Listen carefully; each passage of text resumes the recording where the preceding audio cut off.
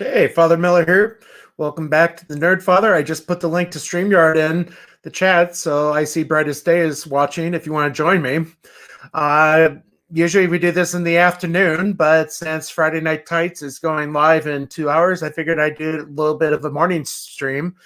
That way then I could also watch Gary on Tim Pool this evening, so I'm looking forward to that. It's the first time I've ever seen Tim Pool. I'll be honest, I don't really know too much about him. And we got Ian, Mega Geek. Good to see you. So, Smarter Poopus mentioned we got Wayne. So yeah, I was playing with Premiere Pro this week, and Adobe, and they have Motion Erase, the site I go to for my templates. So I was able to tweak it. And anyway, how are you? I'm all right. I'm all right. You're still the quality of your picture and everything is still bad though. Yeah, it's kind of like. Am I fuzzy or? Well, it's kind of like you know when you used to have your first phone and it actually showed video on it. It kind of looks like that, basically. Wow. Yeah, it's not good at all. It's pixelated. I'm wondering, really. I'm wondering if it's maybe because of my internet. I don't know. Maybe, could be. Brightest Day says he's at work, so good to see us still. So when are they going? They're going live at 12? Yeah, in 2 hours. Oh, okay. All right. Now I don't know if I'll do 2 hours this morning or not. Yeah. Because I already did an hour with the rabbi. Oh, okay. How was that then? It was good. It's always fun. I'm really convinced he sounds more like, when he gets into his rants, he sounds like Ricky Gervais. Sounds like the rabbi going crazy as always. It's always fun. No, I was able to ask him about the Sabbath today because he was talking about lighting the candles. And the thing I never understood about the Sabbath is, once lit, can you blow them out? Or does that qualify as work? And he said they leave them lit. That way they have the light then. Well, I mean, when we light for, the souls of the departed, I mean, does we just leave them on, don't we? We leave them to burn, don't we? Yeah. But that's usually in a church. Yeah. Oh, was he lighting his candles then? His home? At home, yeah. Oh, okay. All right. Yeah, well, it kind of makes sense, I guess. Just leave it on until it melts down, I guess. Yeah, I guess. I don't know. They must go through a lot of candles then. Yeah, they So, do. Yeah, they do. so I was going to bring up the article. I don't know if you saw this yesterday or not. This What's is that? coming from the New York Post. George Takei called William Shatner an unfit guinea pig after the space flight. Uh-oh. Well, Yeah. they don't like each other, do they? William, Bill, and they call him Bill, don't they? William and George. They don't like each other. I mean, there's been complaints, haven't there? What's his name? The guy who plays Chekhov doesn't like him either. Um, Yeah. yeah,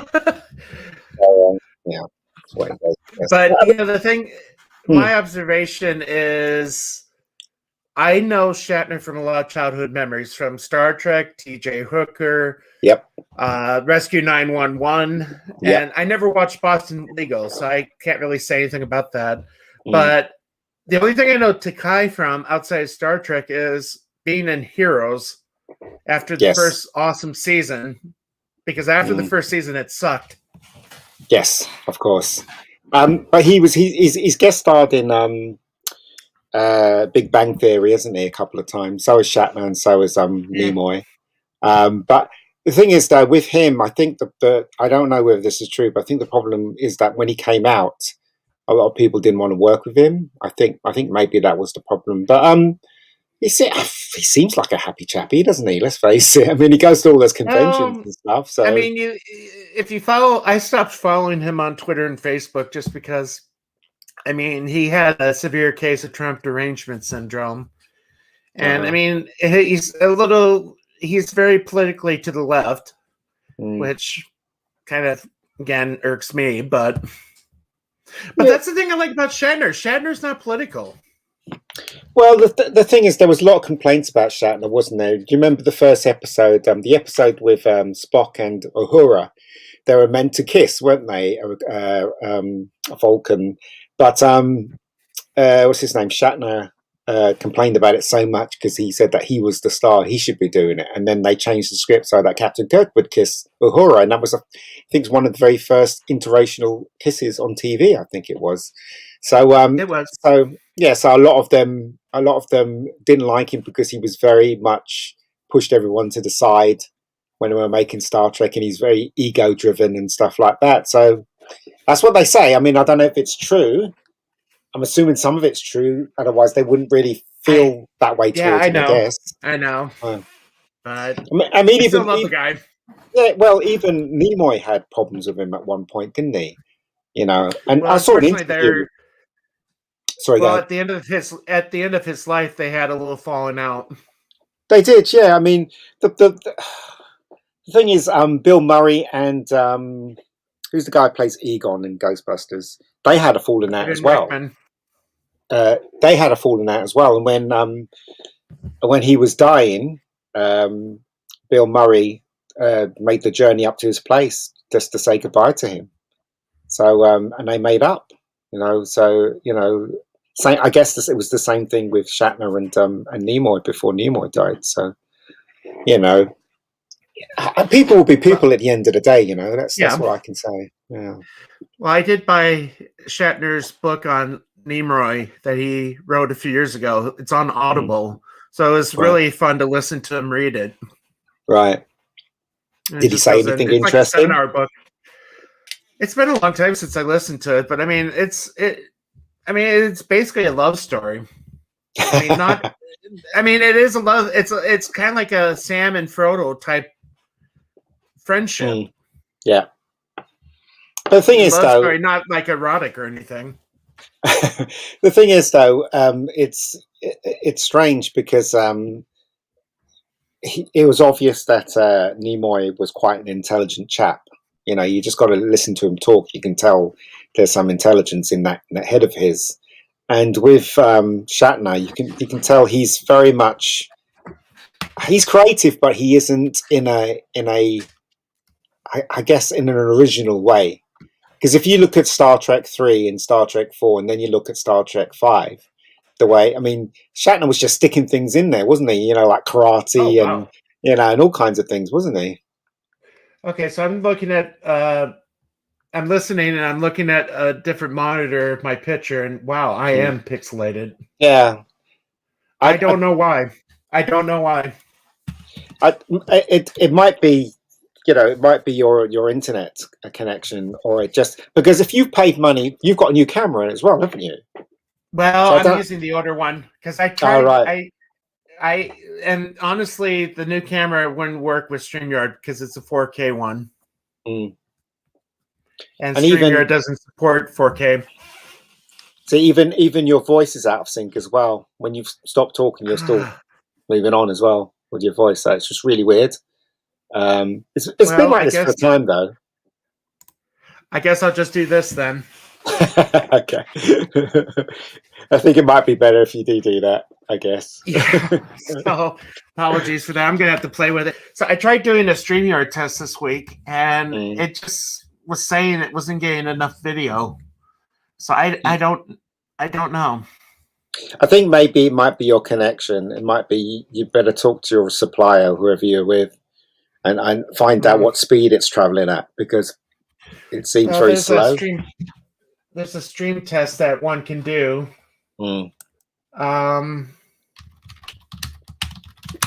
Let's see. Oh, I don't know. Anyway, I asked Dan if he'd be up for joining, and I figured since it's earlier, and he said he's still at work. So yeah, he's working, isn't he? He's working. With me, I'm my own boss, so I can work anytime. So for those watching, and go ahead. I forgot you were on actually until I saw, because I got a thing on my phone saying that you were on, and I was like, oh, I wonder if he's going live now. Well, I sent the tweet out earlier saying I was going to go live this morning instead. What time is it over there? 10:30. Oh, that's not that early though, is it? No, well, that's why I called it Friday morning stretch instead of Friday afternoon. So I was actually supposed to. No, I was just going to say I was supposed to do mass at the nursing home this morning, but they had a case of the coof breakout. So I was told if I came, I couldn't distribute communion. So it's like I'm not even going to go then. Yeah. And what was I going to say? Have you seen a show called The Squid Game? I've heard it. I've heard of it. Unfortunately, I canceled my Netflix right before the renewal. Okay, it's good. It's good. It's very good. Well, I keep hearing that. I saw your recommendation this morning. Yeah, it is good. It's worth your time if anybody's listening. How many episodes is it? 8, I think. 8 episodes. And is it subtitled? You can choose. You can either have it subtitled or you can have it dubbed. I chose the dubbed version because every time I read stuff, it always takes my focus off the picture, and I want to see the picture rather. So I settle for the dubbed version. It's not too bad. It wasn't too bad. I will say the one foreign movie I do have. Well, there's 2 foreign movies I have. The Idiot's Dinner. I can't pronounce it in French, but I also have the German version of Dresden, the movie about the firebombing, and that's in subtitle. I actually enjoyed it. The only problem is I can't play it in the background now. I have to actually sit down and watch the 3 hours. I don't like movies that have subtitles. I have problems trying to read that and then focus on the picture. It just takes my mind off the whole thing. So I'd rather listen to an awful dubbed one than actually read titles at the bottom of the screen. So, yeah. Downfall was pretty good with subtitles. I mean, that's my opinion, though. Yeah, as I said, I'm not really a big fan of that. But yeah, I understand the connotations are very different in Korean English and stuff. So some of the connotations might not get right according to them. But there was a lot of things about Jesus in it. I was quite surprised. Interesting. One guy was praying to Jesus at one point, and then when towards the ending, the main character gets thrown in the street, and there's a guy with a cross saying "Repent" and stuff like that. So it's quite interesting. How those I know that there's. I mean, there is a presence of the church in Korea. Yeah. Speaking of which, I saw one of the Anglicans just converted. Oh yeah. So is that a big thing? It sounds like it's a big thing. because I guess this would be more for the Catholic stream than the nerd stream, but Yeah. I can't remember. It was like a big Anglican bishop that was kind of leading the protest against woke stuff happening in the Anglican Church. Mm. So it was just I just I really don't understand it because I don't really know much about, it's like I was telling somebody, it's like we have to have bishop baseball cards so that we could tell them from one another what they do and all that stuff, or what diocese they're from. But hold on, so did he become a Catholic because of that? Yeah, he's becoming Catholic.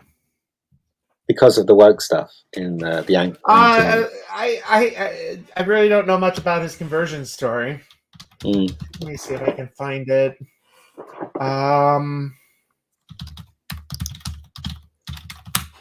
Let's see. Jonathan Goodell was announced by the Archbishop Welby of Canterbury. I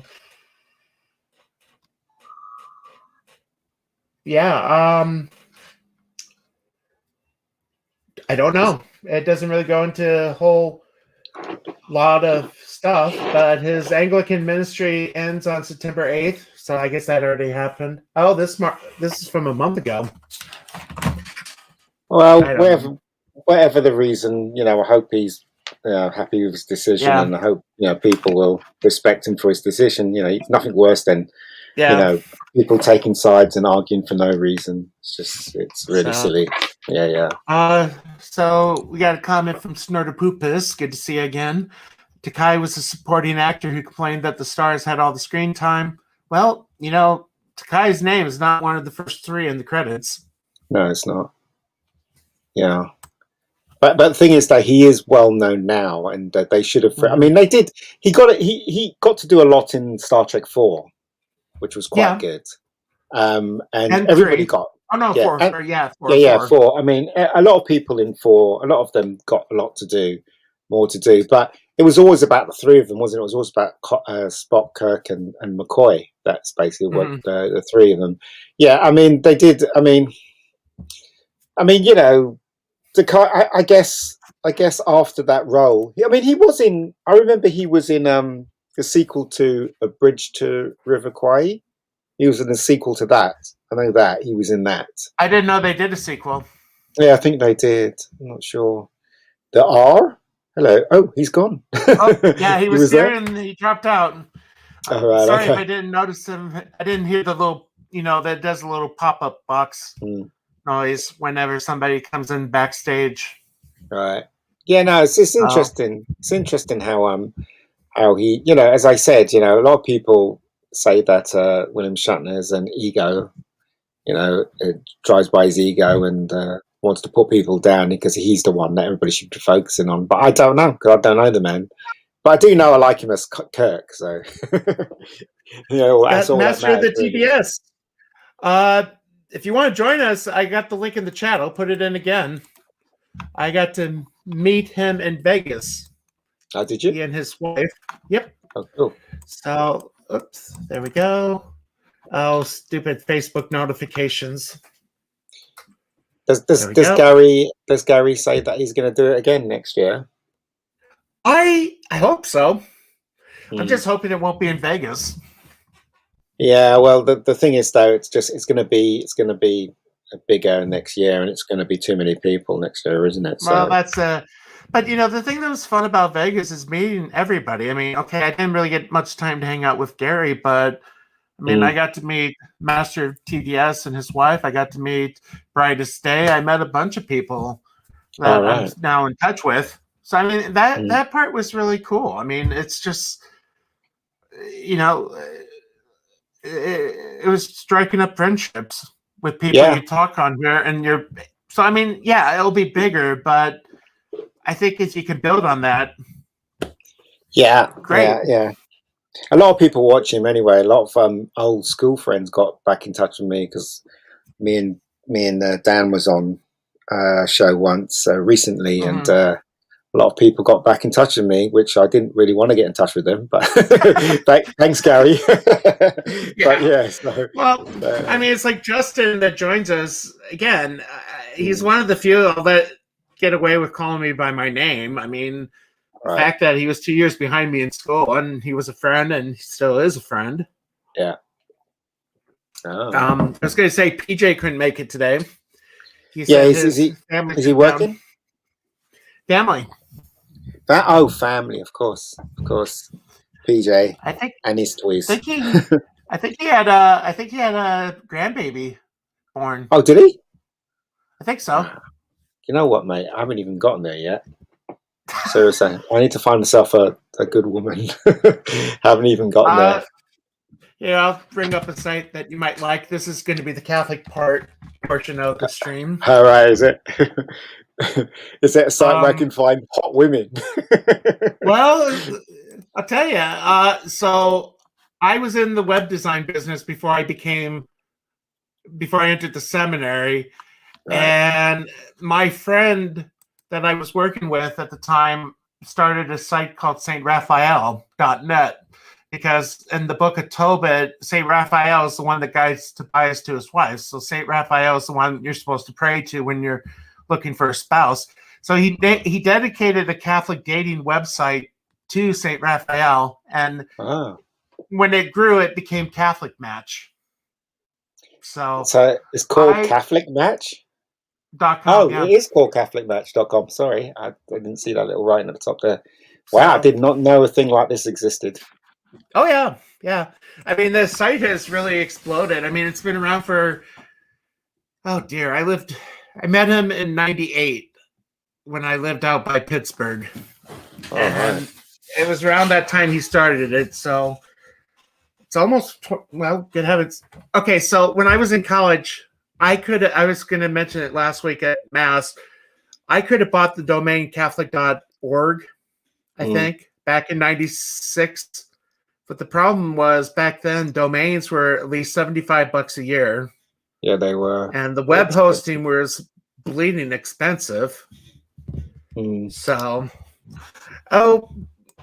Master TDS says, and it's not Trump derangement syndrome. That's what he was explaining. Because TDS is now kind of like the Trump deranged. But he's just getting ready to go to work. So I'm glad you could make it. I really don't understand. As I said, you guys are really into your politics and stuff. I mean, where I'm from, people are, but they're not as crazy as you guys. Well, really into one of your guys killed a MP today. I saw. Apparently so. I haven't heard. I guess I read he was Catholic too. I think. Was he? Well, the BBC article said he was raised Catholic, but does that mean he still is? I don't know, or was. Yeah, that's a shame, isn't it? That's a real shame. How people can, do things like that. It's just really silly, isn't it? So anyway, it is. Whatever. Yeah, take someone's life is not a good thing. Well. But I'm trying to think what else. Anything coming up for me? Well, I mean, I'm just thinking movies. Are there anything? So there's what was I? I mean, I said I watched the Squid Game, which I thought was really good. I mean, it starts off really slow, but then as it goes on, as they go to the games, it's really very, very compelling. I recommend it. Just a brief synopsis. Basically, what it's about. It's about this organization that that takes people who owes money or in financial ruin, financial ruin, owes money, or someone that's just in trouble generally. They offered them a seat they offered them a part in this games they have. So they sign a contract and stuff like that, and they drive them out there.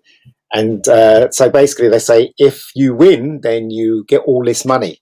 So every time somebody drops out, more money be put into this big circle in the sky, circle in the room that they're in. Because they get driven to this place. It's like an island. so they can't get off it. So they're more or less like prisoners, stuff like that. So basically, but what they don't realize is that the games are a process of elimination. So if they play childhood games. I don't know if you know Red Light, Green Light. Yeah, yeah. They played that Yeah. one, but so they have this mechanical doll in the middle of this room, and when it turns around and it sees you, if you're moving, then you get shot. So there are thousands of people playing. Yeah, and that basically all the games are like that. They play marbles, they play the Squid Game's the last game they play. But they play marbles, they play, it's all these kids games that they play, but with dire consequences. And you get to learn these people, you get to know them, and you get to feel for them and stuff, and get to know the nature of things about them. So it's very good. It's very good, and it's very compelling as well. So are you familiar with this movie from the 80s called Death Row Game Show? No, but it sounds fun. It's bad, but I mean, it's basically people on death row compete for prizes for their family before they're killed. It's been a long time since I've seen it, but it kind of reminded me of, as you were describing, the Squid Game. Yeah. But I would play the video, but I guess my streaming sucks. It's as I said, it's worth your time if you ever get a chance to watch it. Yeah, I'll do that. I'll do that after this. But like I said, I don't think I'm going to go up till the start time for. They don't even have the title card yet. So what else have I been watching? I've been watching that. I watched Duel. The Spielberg film Duel. It's a TV film. Did a stream with Dan on that, which is still good today. I don't know if you've ever seen that film, Duel. Is that the Richard Jewell movie? No. It's about the truck that terrorizes a man on the highway. Oh, Duel. Okay, yeah. Duel. Sorry, Duel. I thought you were saying Jewel. No, Duel. My British accent. Yeah. Duel. Yeah. No. It's been a long time since I've seen that. It is good. I love that movie. It is good. Yeah, it's very good. In fact, so I talked about that. Obviously, we talked about James Bond. I've learned more about Afterlife. If you want to talk about that, so I saw the Guardian. I saw the Guardian review of it. What did I say? It makes me want to see it because they hated it. What, they hated it? Yeah. Oh, yeah. They hated it. Let me bring up the article. It's worth the. Okay, hold on. They hated it. They gave it 1 star. Oh, okay. Doesn't sound good. No, actually, it does. Access Media, isn't it? So, a slimy, stinking corpse of a sequel, and this is the reason why I'm interested in it. Consider the casual cowardice of a script that uses its own mythology to subtly erase 2016's all-gal reboot from the canon, giving the rage-choked trolls carpet bombing IMDb with 0-star ratings, the vindication they've always craved. That sold me on the movie. I want to go see it. Oh, well, that's good then, because it's obvious this is Access Media, and they're basically not happy with the way they've treated the 2016 version. So that's good. I mean, that's why they're giving it that rating. I mean, the Guardian of all newspapers, they should be ashamed of themselves. They should be ashamed of themselves. I mean, the people are going to go and see his film, no doubt. So it doesn't matter what they say. I mean, the fact that it's mentioning it's done away with the 2016 movie is awesome. Yeah. Because, I mean, I don't see how that could be canon if you want to link it to 1984 and the sequel. I mean, it's supposed to be a reboot, wasn't it? Look, the thing is, right, that film sucked big time. It really did. It stunk to high heaven, that 2016 film. It was really bad. There's no doubt about it. And if these people who are, championing this thing that's invaded or basically infected our entertainment. If they want to try and champion that nonsense, go ahead. But a lot of people are getting clever now. A lot of people are seeing more. So, and it takes people like us to spell it out, and people will see more. Once everybody sees it, then they're going to reject this kind of nonsense. They have to face it. That version of Ghostbusters was absolute rubbish, and it was rubbish. I can thankfully say I never saw the movie. I saw the trailer, and that was enough for me. I saw it. I didn't laugh once. There was some nice bits in it, but that was about it. And it really was very, very bad.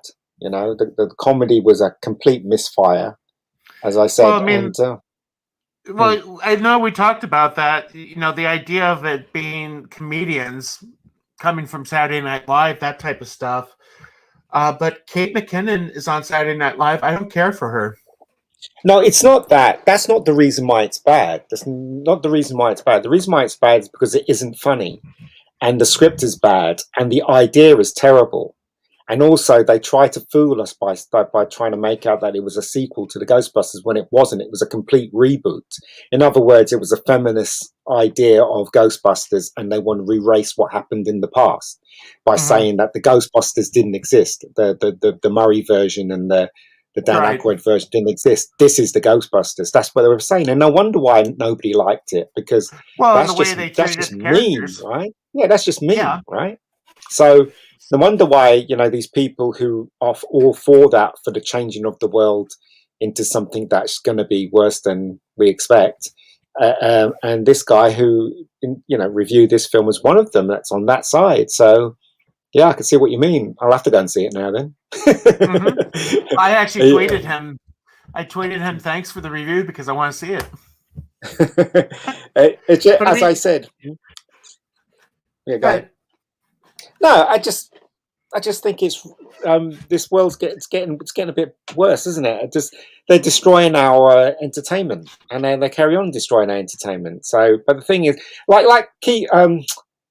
Dan was on Facebook. He's got this Doctor Who Facebook page, and they were tweeting some pictures, putting up some pictures of the new Doctor Who, and I just like, well, why? If you don't like Doctor Who, why are you even showing us pictures of it? Why are you even talking about it? That 20-second promo is cringe as hell. I haven't even seen it, and I don't want to see it. I don't care. For me, it doesn't exist anymore. You remember Jodie's stay-at-home message during the coof? Yes. It's vibing that. It has those vibes in it.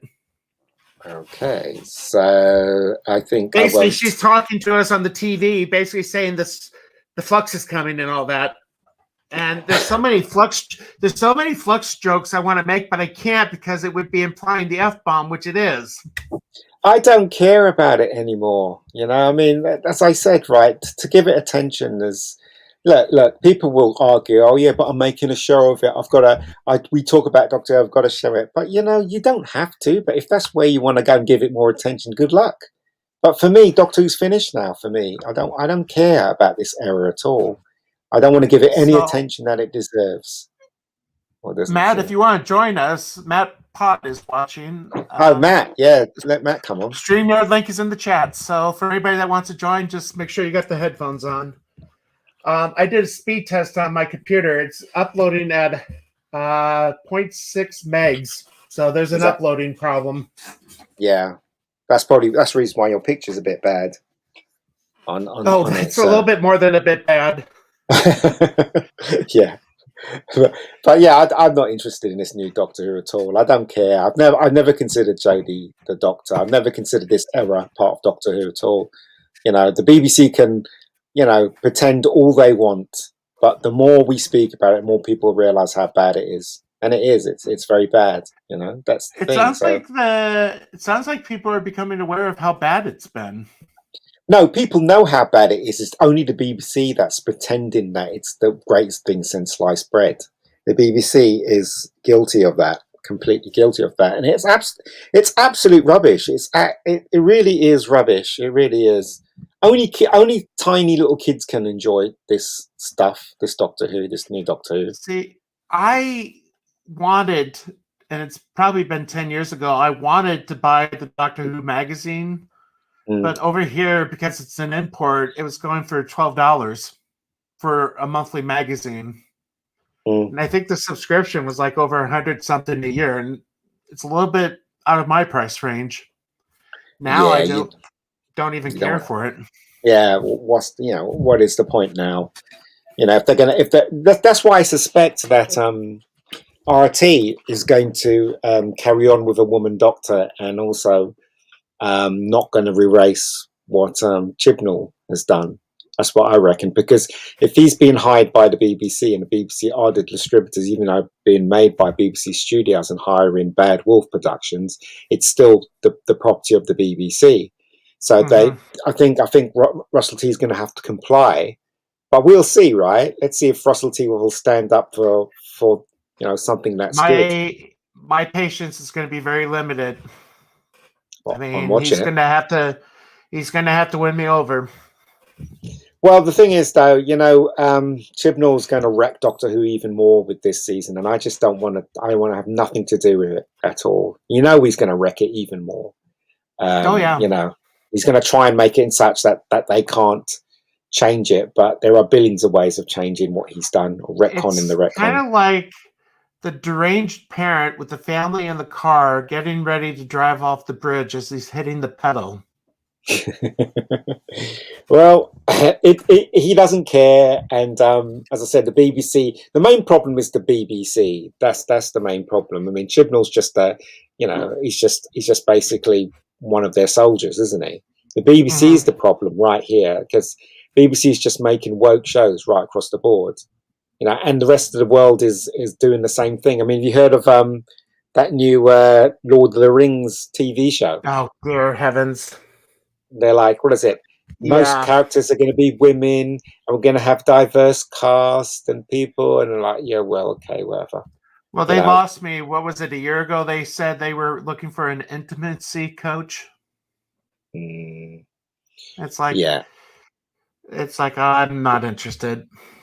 Yeah, nor am I. I don't think it's something I would want to watch. Definitely not. So it is. It's not something I want to watch. To tell you the truth, I don't care about it. Well, on the fun side, I'm almost done with the Fellowship of the Ring, read by Andy Serkis. Is it good? Oh, it's very good. Very Andy good. Serkis. Yeah. I mean, I already had the original trilogy on Audible, but I just bought the new trilogy, and I got to give a shout out to Gary for giving me a credit to buy the third. Are you going to go and see Carnage? Was it that new Venom movie? I don't know. I don't really have the desire. Nor have I. That's the thing, you see. I still love going to the cinema, but now I have to wonder what I'm going to be watching, and it's spoiling my enjoyment of going to the cinema. I will go see the new Ghostbusters in the theater. I'll go see. Oh, there was a medieval movie coming out that looked good. It's like a duel or something. Last Duel, I think. But there was a few things coming out that looked good. I don't know.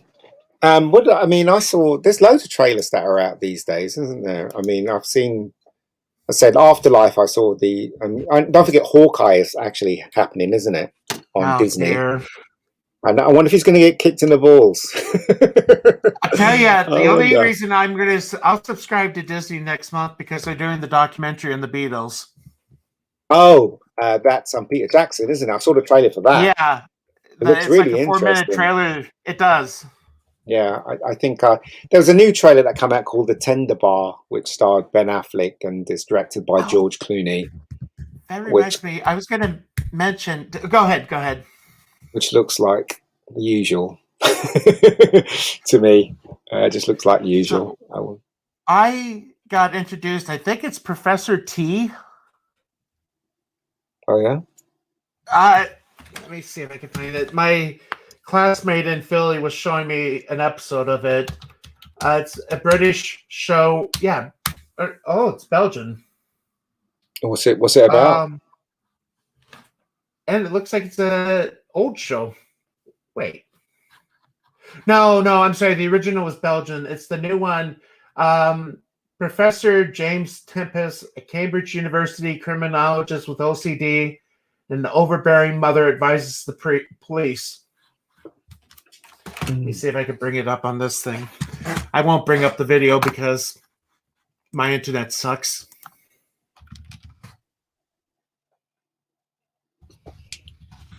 Let's see. Here we go.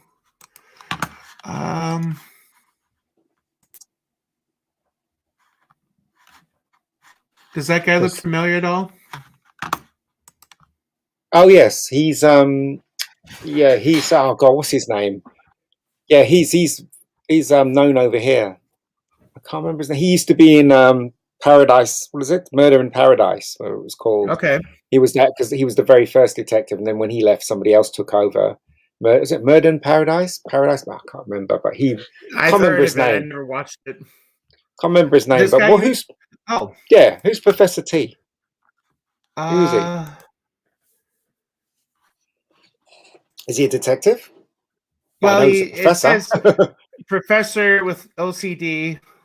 Oh, gold. I mean, like Monk, you mean? I could be. I'll tell you, I watched the first episode with my classmate and I loved it. Ben Miller. No Ben relation. Miller, of course. Mm-hmm. Hey. Matt? Hey, how you going? Hey, how's it going, Matt? Oh, yeah, I'm all right. I'm in lockdown. Oh, dear. Oh, dear. Yeah, 3-day lockdown. Oh, no. So, that's not good. Some guy illegally got into Tasmania and infected a lot of people. And so, yeah, we were totally free. And then all of a sudden, now we're not. So, so because somebody entered the country, the whole nation has to go lockdown. No, my state. Oh, okay. Because the nation is Australia, so it was just my state. But yeah, a guy flew over from New South Wales, and he was in quarantine, and he decided to escape, and ran amok, and he's refusing to cooperate with authorities. So yeah, we're all in lockdown. Mm-hmm. Well, that guy's not going to be able to go to the pub. No, he's called a COVIDiot. Well, that I don't know if I can say the word, but it sounds like a good case for a public lynching. You know what? I said the exact same thing today. I said, he got a $3,000 fine, which is like, people don't think that's enough. They really don't, because it's pretty serious. He's got a certain variant that we shouldn't we've never had here before. Oh, so he actually is positive with it then. Oh yeah. Oh yeah, dear. He actually got rejected twice, because you've got to have a certificate to actually travel, and he got rejected twice. He still traveled. He got on the plane, he got to the airport, and then they turned around and they said, no, you can't come in. And it was too late to send him back. So it was too late in the evening to send him back. So they put him in a hotel, and he escaped out the window, and and went straight to a suburb to I think to procreate. I don't know, but yeah. So a friend of his picked him up as well, waited for him outside the hotel, and so he's also getting a fine. And yeah, so we're all like the whole part of not entirely all Tasmania, but the southern part. That's where I am. We're in lockdown, so I had to go to the shop tonight and wear a mask. What time is it over there right now? It is 3:15 in the morning. Oof! On a Saturday morning. It is 11 a.m. here. I know. I love America. I love their time zones. I get used to it so quickly. I'll tell you, when the Olympics were in Australia, that really screwed us up over here. You know what? We loved it when it was in Japan, because it was I can imagine. an hour behind. They're only an hour behind, so we could watch it live during the day. So it was great. What were you going to say, Well, Ian? hold on. Where was Professor T? Is Professor T's a remake, right? Because I've It just is. looked up. So so where did it originate from? Belgium. Belgium, of course. Because I'm looking at the trailer. I'm The like, it's too. naughtiest of all words, if I remember correctly, All right. Okay. according to So Douglas Adams. I like that guy in Primeval. He was pretty cool in Primeval. well, he was the boss, wasn't he? In Prime Evil? Yeah, He yeah. was the boss. Yeah. Oh, so Professor T. Oh, okay. So this is the British version of Mhm. of. Did The only anybody problem used is, sorry, go go ahead. ahead. Go ahead. Did anybody used to watch the Mentalist? No, I used to love the I Mentalist. know of Everyone it. used to watch it. Who used to Yeah, I watch it? don't like Simon Baker. He's Tasmanian. No, I Seriously, he is. I do like Simon Baker, and he's really good in the show, The Mentalist. Mentalist is a great show. I remember Oh, I don't know. watching what is it? And I can't remember what kind of German version of The Mentalist. It was really weird because they copied it beat by beat with different Yeah. actors and stuff. It just looked really weird. Must be the So, same Ian, with them with looking at our I was- version of Professor T. I was just going to mention, Ian, going back to Gary's Vegas get together, the thing that was really neat is I got to meet the Norporeal life form and Mana Beast. Oh, okay. Both of them. I mean, and again, just saying, I know that next year's get together is going to be really crazy, but it was just fun being able to meet everybody. Yeah, So, I mean, anyway, pretty sure. I mean, one day I'll meet Matt down in Tasmania. One day I'll meet Absolutely. Oh no, I'm going to the UK, mate. him. and Chris P is here too, who I also got to meet. Hey, Chris P. I'm going to go Blu-ray shopping. I am. All right, you're just gonna buy it out. That's what you're Yeah, gonna do. absolutely. You have some cool gear over there. So Yeah. I mean, I just it's going to be next time round it's going to be more people. It's going to be it's going to be intimate. no, it's not. It's not. So thing is that we couldn't go to first round because obviously because of the COVID situation. But oh yeah, we couldn't go anywhere in Australia. That was totally locked out. Yeah. All of it. So yeah, that's I know I met one of my friends from Canada a couple of weeks back. He could fly, and I'm assuming I can fly to Canada as well if I want to. But yeah, it's in fact I think they're opening the border between the United States and Canada. Yeah. So yeah, they are. So I think all the countries that was because they had colours, didn't they? Green and red and amber.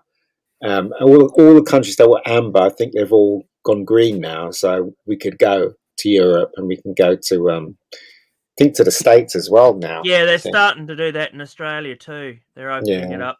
I think in a couple of months, 1st of November or something. Yeah. Yeah. So it's looking good. I'll probably go and visit Matt, slap his head when I see him. I'm not a boiled egg. Leave me alone. You just want to do a Benny Hill on me. okay. Just checking to see if they got the title. I always felt sorry for him.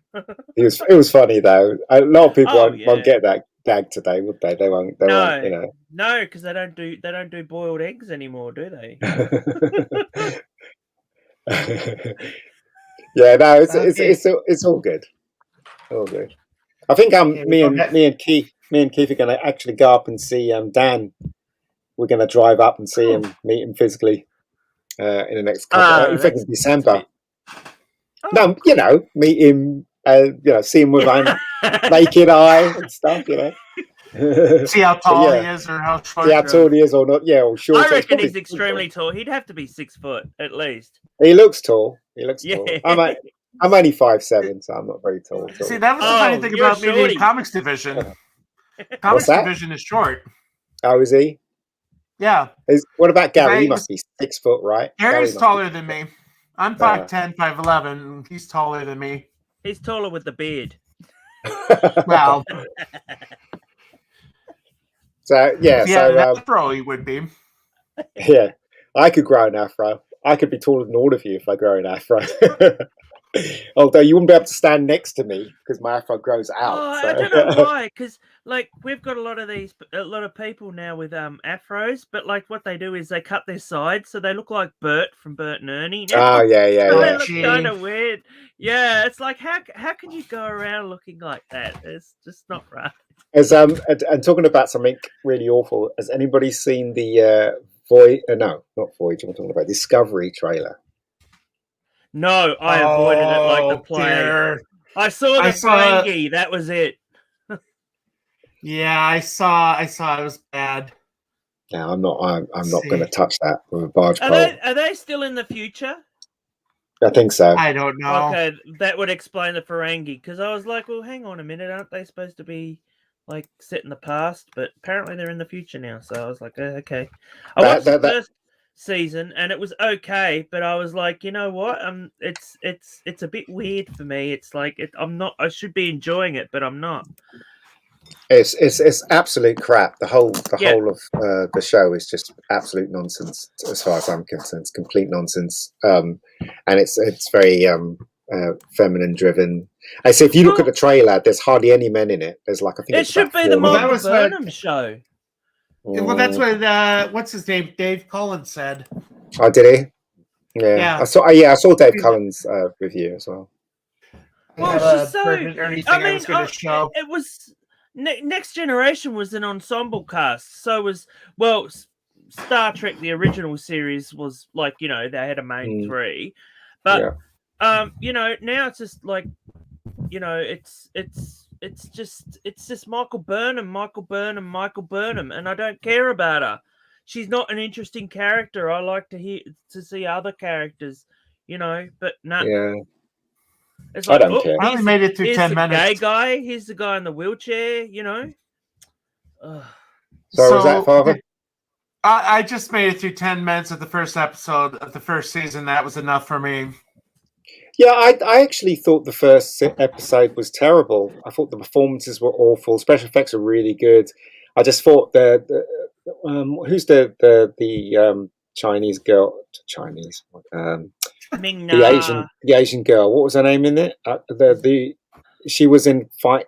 Oh God, my brain's gone on shutdown.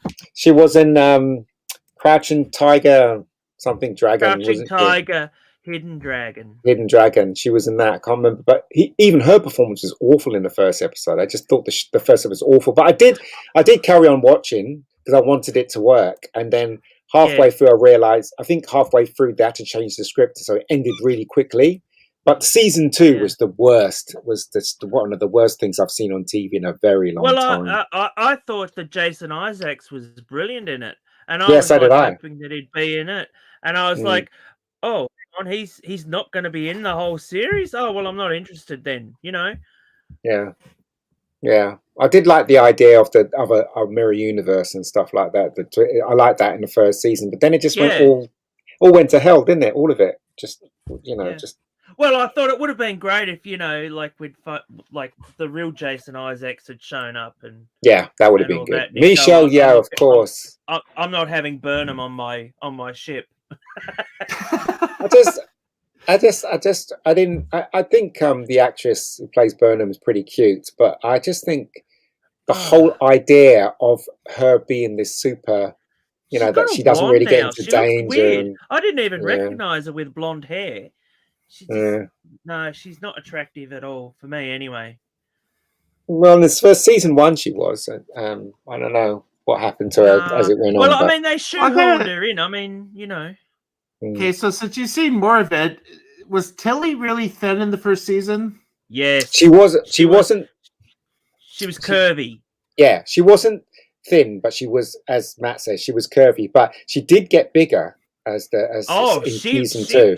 I saw her recently, and I was like, "Wow, God, she's big." But she got pregnant though. So she ate a child. Oh right, yeah, okay. She ate a child. Yeah. No, I said ate a child. Ate a child. So I mean, the thing is, though, as I said, the society's gone crazy. They're trying to promote. I just was talking to my sister recently about the models that are on Cosmopolitan, and I sent her a picture of this woman in a green bikini, and she's huge. She has tattoos on her arms and stuff like that with red hair, and she's smiling. And I said to my sister, you know, there's no two ways about it. The only way we can describe this woman is that she is fat. The Is that word fat Kelly? Well, applies. I mean, heck. No. Model's a model on Cosmopolitan. Oh, Well, look at what's going on God, Playboy. Yeah. I mean, And they so- got a dude on the cover of Playboy. Well, I'm not even going to talk about that. That's just nonsense. But what I'm saying is that that's not healthy.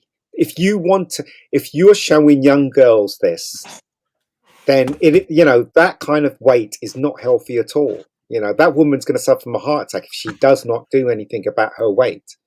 You know, and that's what they should be telling the young. They shouldn't be telling the young it's okay to look like this. They should be encouraging the young to not look like that, because, as I said, it's dangerous for your health. Well, I It's mean, weird. they had. So I do get Steven Crowder. I watch Louder with Crowder in the mornings, and they had a video of Liz Lowe. I think it is. She's kind of a big woman. Yeah. But I'm bringing up this image that made news over here. Let's see. I mean, it's This is the face of Calvin Klein now. that's what I'm saying. You know, I mean, come on. You know, what is that? You know, I mean, no disrespect to the woman. You know, I mean, I'm happy for her. Oh, it's a man. Oh, it's a man. Oh Oh God. Transgender. Yes. Oh sweet. Oh no. Oh gosh. No. No. Well, I don't know what to say. What can I That say? I mean, explains it. That is a man. Jeez, you can see with the. well, the structure good of luck, the face. good luck to him. That's all I can say. But I'm not going to be buying any more Calvin Kleins. You know what I mean? I I mean, never did. So this was the other thing. Going back to Bert and Ernie. All right. I love these Sherlock memes. Hemlock. I miss Sherlock Hemlock. Yes. Yeah. And you know what else? I miss Roosevelt Franklin. I loved him as a kid. I Yeah. loved Roosevelt. I really I did. be And honest, I it's never, been probably ever- 40 years. Yeah, It's been they 40 got years rid of since him I because watched it. he was racist. The And thing I'm is, like, ugh. do you know what? Sorry. With Sesame Street, though, they were really diverse. Sesame Street. I Yeah, might they have a were. call coming in. All right. So Nope, they were I'm ignoring it. okay. So they were really diverse before we even learned the word diverse, if you know what I mean. So Yeah. Yeah, oh yeah, absolutely. I mean, you know, I never ever. I think probably the first time I ever saw a black person was on Sesame Street. You know, because Wait, we Yeah. were you didn't have different. predominantly- Did they we have were different predominant- strokes on? Yes, but I would have seen Sesame Street first before different strokes. But like, you know, it was just the fact that, you know, you just go, oh yeah, you know, and then you get to know them and you know, you love them, you know, they're Yeah. just characters. but also the puppets They're were different actors. colours as well, weren't they? They were green, they were purple. Yeah, well, they Roosevelt were, was. you know. I never even considered Roosevelt to be black because he was purple. But he was, you know, but they said he was a stereotype, and I'm like, but how can he be a stereotype? Exactly. You see, these people, all they want to do is destroy the past and create their ideas, creating a new future. But the new future can be infected with horrible thoughts and trying to change, what they have in their mind, which makes no sense, and trying to make it reality. Do you know what I mean? There is such things as facts. You know what? You know Gillette. You remember that Gillette Oh, ad shit. they had? Yeah. Well, you know what? Who they're using as a spokesman now? You know that little fat kid from Deadpool, Deadpool 2. You're That joking. one. No, Oh, they are my. using him. The one from New Zealand. They are using him as a spokesman, and it's like, you know, what would you say? He's shaving now, so therefore he's using Gillette, you know, and he's singing into the razor blade like it's a microphone. I feel pretty. And I'm like, yeah, and I'm like, I'm not interested, you know, and I'm a chic person anyway, so. It's as you can tell what they're doing. They're trying to capture the youth and trying to make this their crazy thing a reality in their world. So, you know, as I keep saying to everybody, this is not our world anymore. It belongs to them. But good luck, because they're going to need all the luck if they're going to carry on like this. Well, I mean, it's going to get worse, isn't it? That's kind of what I told my cousin about the new Superman comic. Mm. Because my cousin is gay, and it's like I'm not going down that road, but he posted an image of Superman kissing his boyfriend. It's like, okay, so are you going to buy comics now? Because I'm making a trip in a week. My comic book store is having their half off sale. I'll be loading up on old comics then. I mean, Superman's comics hasn't been fun since the 80s. No, it hasn't. That's when all that stuff started into getting into our comics, and yeah, that's where it started basically. So I mean, Kurt Swan confused me. yeah.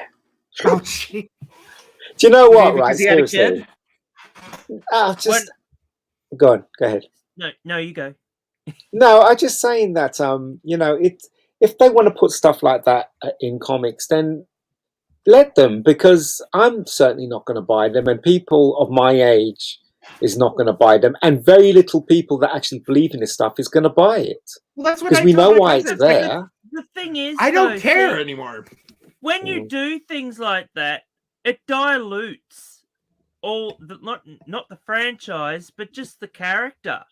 And like, you know, how many Spider-Mans are there now? I mean, he used to be my favorite comic book character of all time, and now there's like clones of Spider-Man. There's a black Spider-Man. There's another female version, Spider-Gwen. You know, and all Gwen. this, and it's just weird stuff. And it's like, but you know, you're gonna just not be interested in the main character anymore. You know, because they're trying to get all diverse with this shit. I think it's very lazy. Uh-oh. I got to play the little thing. We got the thing. Dear. Hold on. All I can say right now is shame, shame, shame, shame, shame. You said a naughty word, Matt. Oh, did I? Sorry. Yes, this is a nerd stream, but I am a Catholic priest, so I mean, we can't have profanity here. Well, I should say just. You knew that, did you? Shite works. Shite works. Yeah, of course. I didn't say the Lord's name in vain, though, Father. Oh, you probably get something worse than that. You might get the. Anyway, I am Catholic. Oh, I didn't know that. I'm Roman Catholic. Yep. I went to I went to St. Aloysius School. Very good.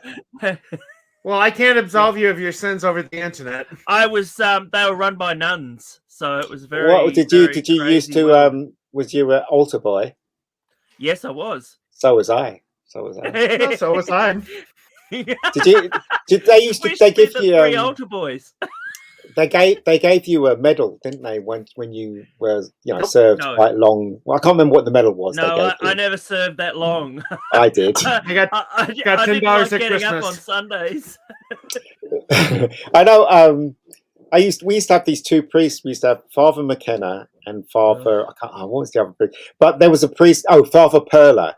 And Father Perla, he was old school. And I remember once after Mass, everyone was like, trying to file out, and some people wanted to pray, and there was all these people talking. He literally came out and he went, "This is a church. What is wrong with you people? Be quiet." He went back in.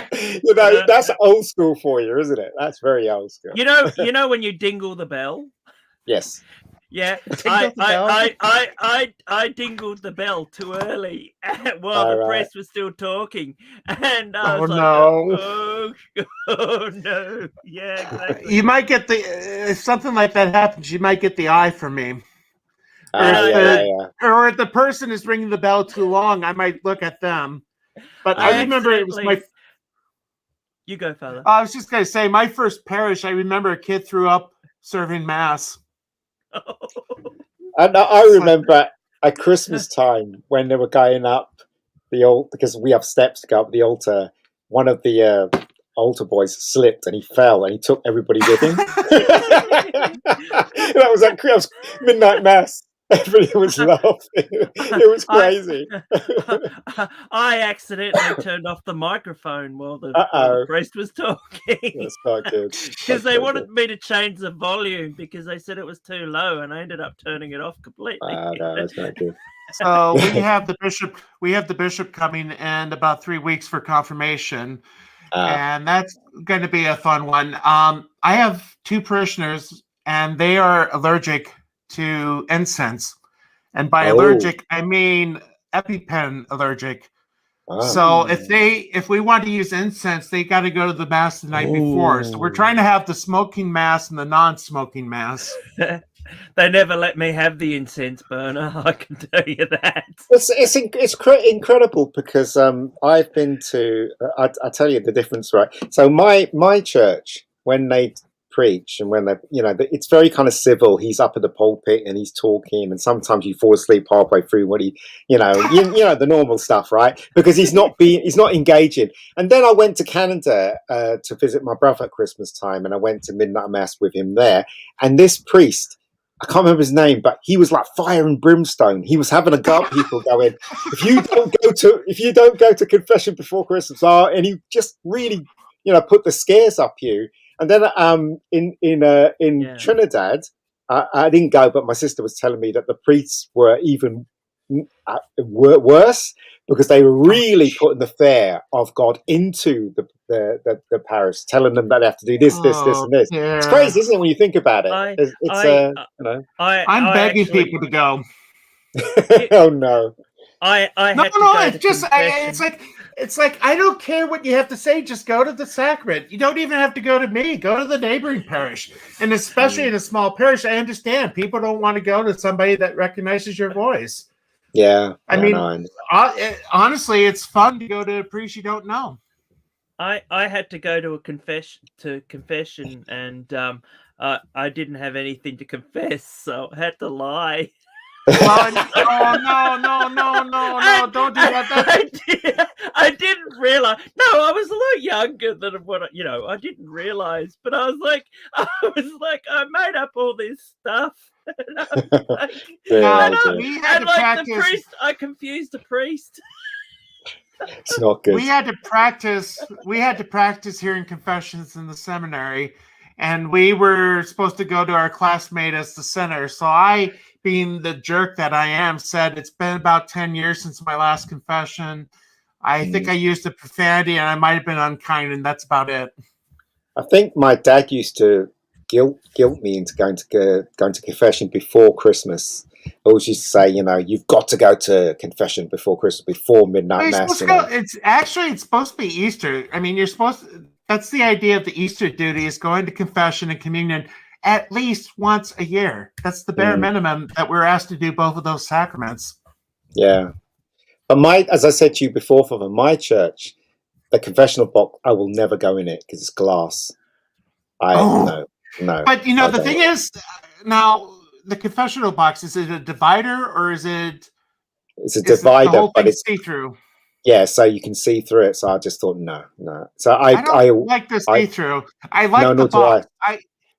I mean, I do not like the room. I like having the divider between me and the penitent, because if something, if the penitent starts screaming or something, you can't say what happens within the confessional. And that brings up a good movie too. I highly recommend, is Alfred Hitchcock's I Confess from 1955. It is great movie. I show that to my kids. Yeah, it's a good movie. It's a good movie. So for Matt, if you've never heard of it, it's basically Montgomery Clift plays a priest who hears the confession of a murderer. The police think the priest did the murder, but because of the seal of the confessional, he can't say who did it. And he goes on trial for the murder. Heard of it. It's a great movie. Yeah, no, my favorite is Frenzy. I love that film. I just love it. Frenzy. I love Frenzy. It also has Carl Madden in it. All right. Yeah. No, I just love that film. I just love it. It's like my gateway to Hitchcock. I gotta say to Kelly Lynch, we snagged one of their bishops. Oh dear. Do you know what? Right. He became one of us. Do you know what? Right. Seriously, did you used to read as well, Matt, in mass? Did you ever go up and read from the scriptures? No, never. I used to be. They used to ask me. I used to be really scared going up there. They're all a bit different, I think they're all different, like different cultures. Still, they're not all the same. Well, I mean, as I said, I used to be really scared to do that. It used to make me. Well, I'll tell you go there. what helped for me was Mm. my deacon assignment when I was in the seminary in Philadelphia. So you can imagine how big the parishes were. My parish was 3,500 families. Wow. So that pretty much, you overcame the fear of public speaking pretty quick. Yeah. Yeah, no.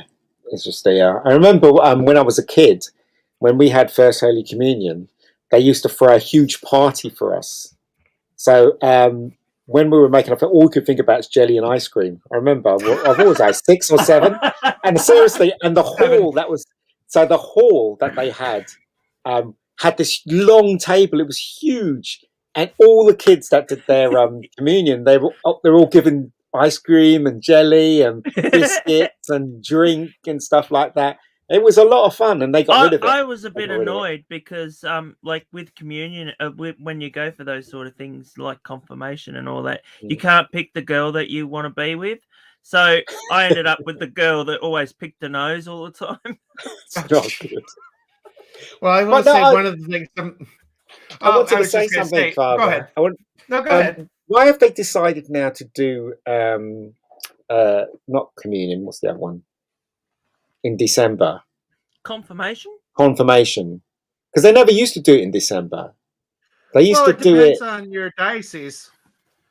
It depends on the diocese. It depends. I mean, my diocese is a huge tract of land. So, I mean, the bishop has like 123 parishes to go to. They'll try to break it up in different regions every time. Hey, Ian. Yeah. Or Father. Have you ever seen a pope? Yeah. The Pope? Which one? Well, I saw John Paul II. So did I. Extremely jealous. They actually had him at a and this is the Pope Mobile too, but like they actually set him up at the racetrack. No. and we all had to sit on the lawn, which is where the racetrack was, pretty much. So yeah, and then he did the whole religious thing there, and I was like, but he was treated like the Beatles, He was huge. Thing is, though, he was as far as I remember, he was quite a good pope. I mean, he came out, he met people, he was in his Pope Mobile and stuff. I actually took the comic book that I had for him to sign. Oh, really? Never. I know a priest in that comic book personally. Yeah, do you have that, Father? Do you have that? No, I have it, but I don't have it, but I read it.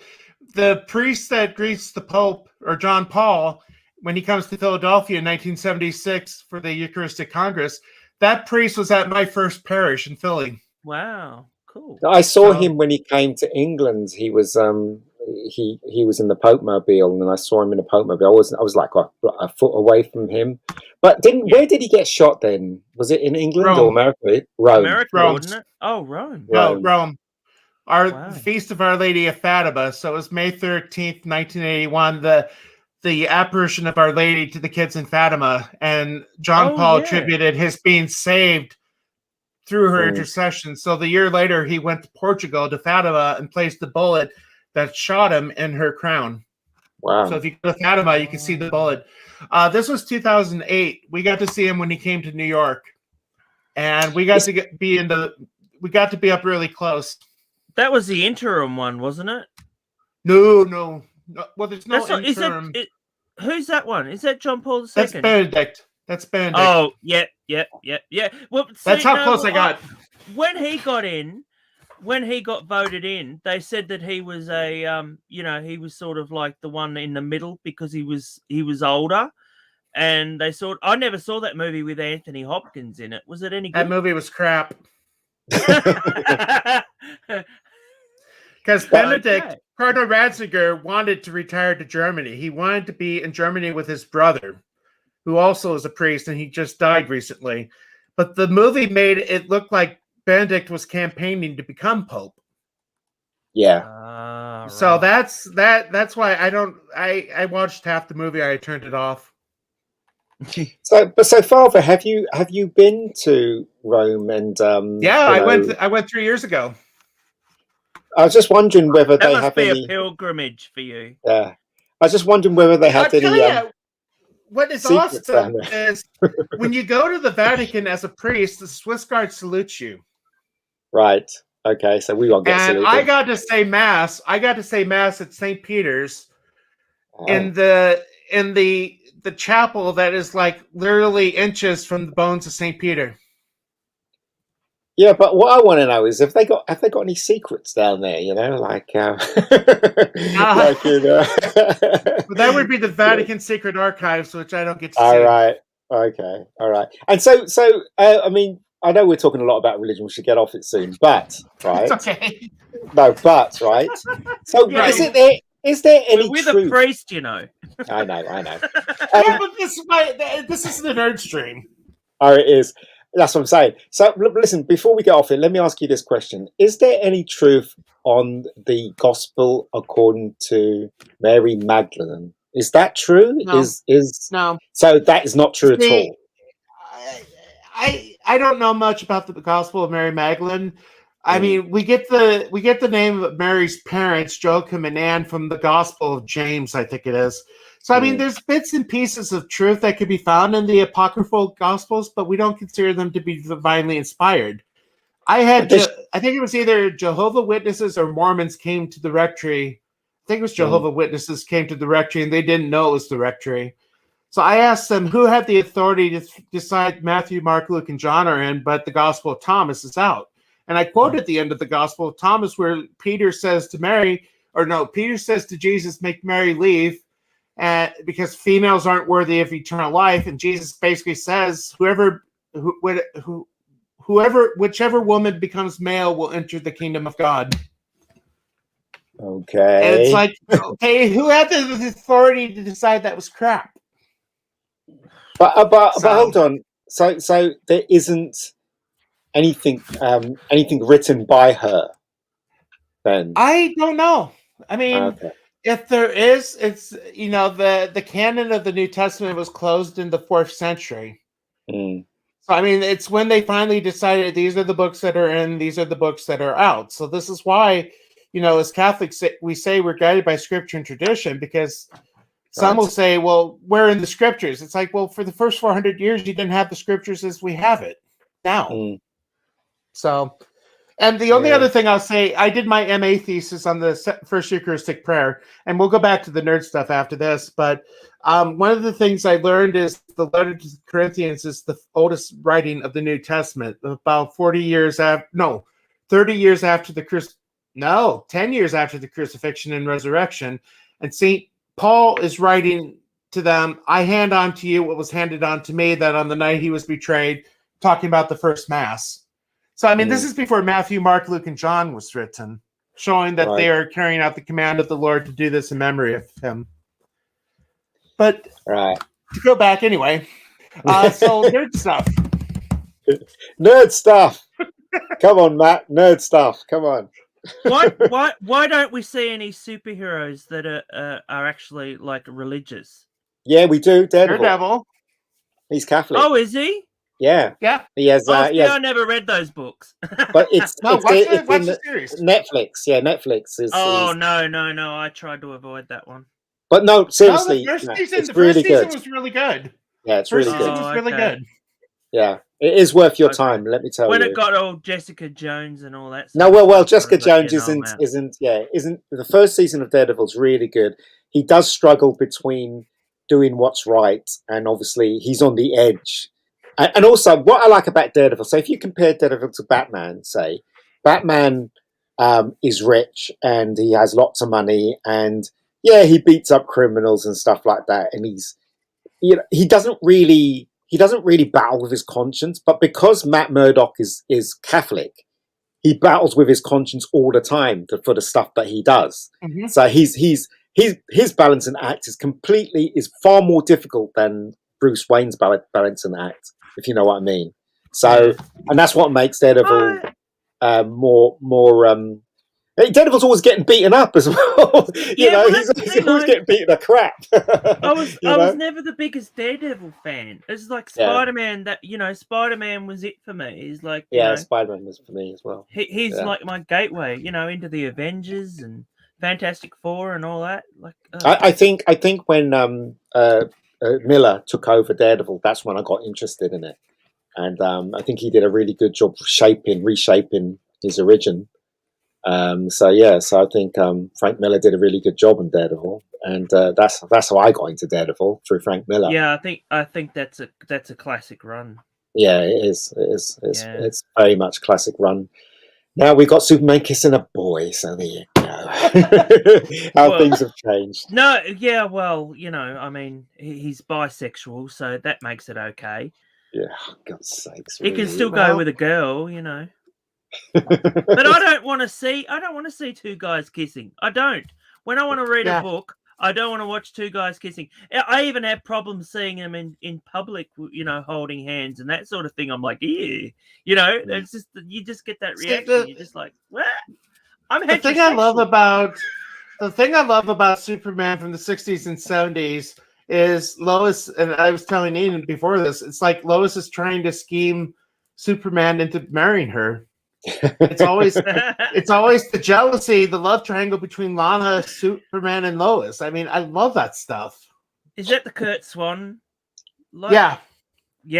Oh God, I love that. But stuff. I mean, I made the mistake of, I bought the first Superman, I think it was 2017, 2018 when Rebirth came out.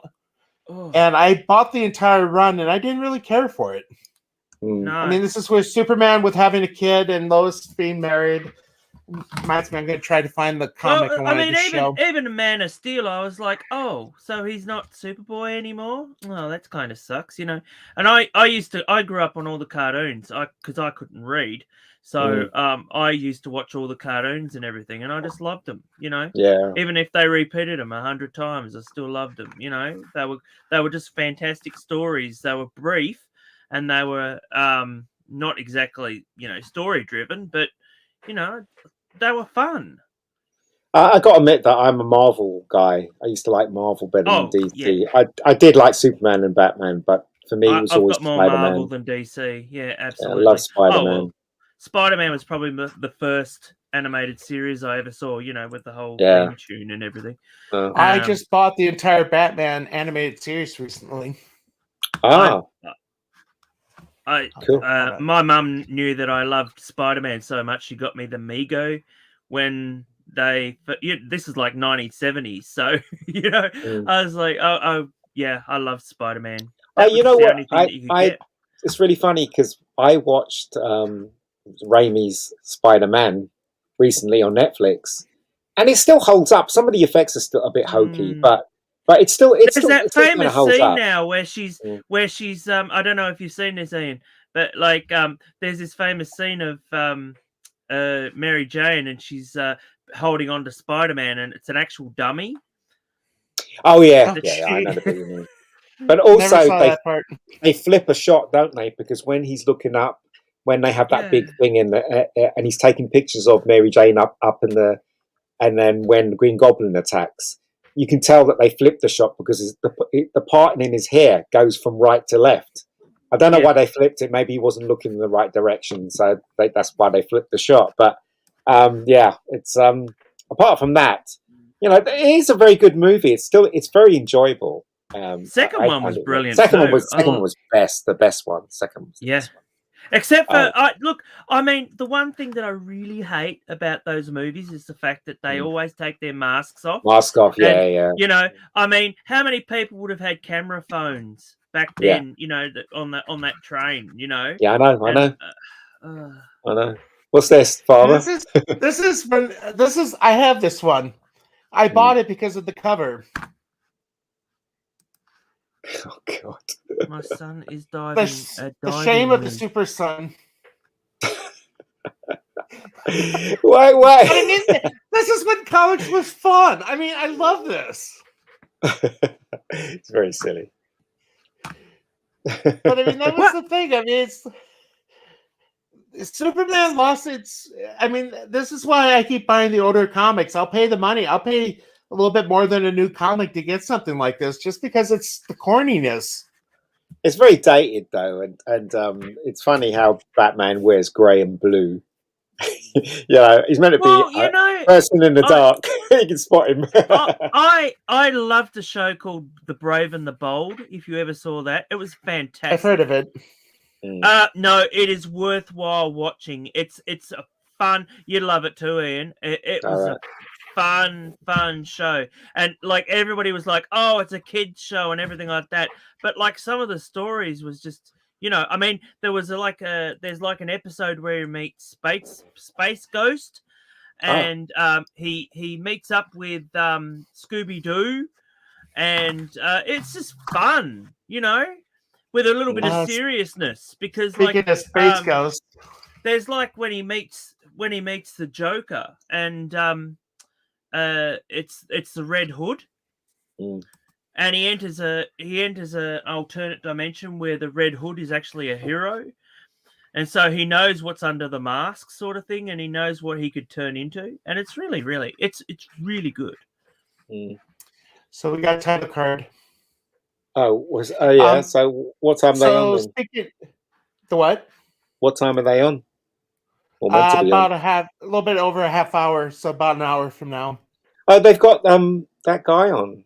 I can't remember his name, but he basically he's a scriptwriter in Hollywood, and he actually said how bad these remakes, and he's known well. But I think he's a scriptwriter in Hollywood. Is he currently working though? Probably not. Well, I was going to mention, since you mentioned Space Ghost, I just canceled my HBO Max subscription right before I was supposed to renew, but I was binging Space Ghost Coast to Coast, and just forgot how much fun that was. I was friends with the guy that did the voices of Zorak and all that, and he passed away, and we were just totally shocked, and he died suddenly, and so he was in Aqua Teen Hunger Force and a couple of other shows and that, and he was a lot of like the creative force behind it. But he got me onto this movie, Night of the Demon. I think I've heard of that. Yeah, and it's like they shoehorned a demon at the end because there's this curse, and like all these people getting killed by this demon sort of thing, and like it's like in the 50s, set in the 50s. Well, it is made in the 50s, but it's a really good film. As I said, I'm not really looking forward to any films. The only thing I'm looking forward to, tell you the truth, and this is how sad my life is, I'm looking forward to Christmas. I'm looking forward to just to have my family around and destroy my place. I'm looking forward to it. Yeah, I want to see Ghostbusters. Oh yeah, we were talking about that. Yeah, you want to see that? The Guardian. I don't know if you saw the Guardian review. They gave it 1 star. Oh look, they're going to absolutely trample this. They are, because you can tell that they're going to. They're not impressed with this whole. They want to keep the 2016 tragedy alive. Nobody liked it though. Don't understand. No one likes it. I don't know anyone that likes it. Melissa McCarthy likes it. A lot of girls like it. I don't know any girl that likes it personally. Really? No, I don't know any. I mean, I don't think any girls wanted to see it in the first place. See, I mean, I'm so looking. When I first saw Ghostbusters, I remember going home from it and thinking I have just seen a classic, and that's me at 9 years of age. Yeah. And I'm like, and I didn't know anything about movies and that, and a lot of it I didn't understand because it went straight over my head. A lot of the jokes and everything. But I was like, I love it. I was when I first saw it, I was amused with the jokes. I wouldn't say I laughed out loud. The only bit I laughed out loud to, and this may sound really stupid, is the bit where they're in the dining hall and the ghost is floating above, and Bill Murray takes tablecloth and he pulls it. He tries to do that thing where and he says, the flowers are still standing. That's the only bit that made me laugh out loud. The rest of it was amusing, but it wasn't, to me, it wasn't Oh, hilariously funny, if you know what I mean. I I got always it. laugh at that Bill Murray, the Bill Murray line. This man has no. That was funny. I got me. I laughed at that bit. That was quite funny. Yeah. But Yes, I Man of I War always, says. and No, also go ahead. I don't. As I said, I think it was very much American humor in that film, and at that moment in time, I didn't really Yes. get American humor. But throughout the years, when I've seen it again, I get Bill Murray's humor, and I get the humor that's in that film, because it's very unique to Americans, that kind of humor. If you know what I mean? It's like fathers having a problem watching Only Fools and Horses because he can't I'm trying. connect with that humor. It's the same thing with me with Saturday Night Live. I remember seeing Saturday Night Live for the first time. I was But, thinking, oh, is this the thing not I told you, me? Ian, it's like Yeah. there's some shows that I can click with right away, like the British Yeah. Empire. Are You Being Served? The New Statesman. I Yeah. got hooked on the first episode of those. Yeah.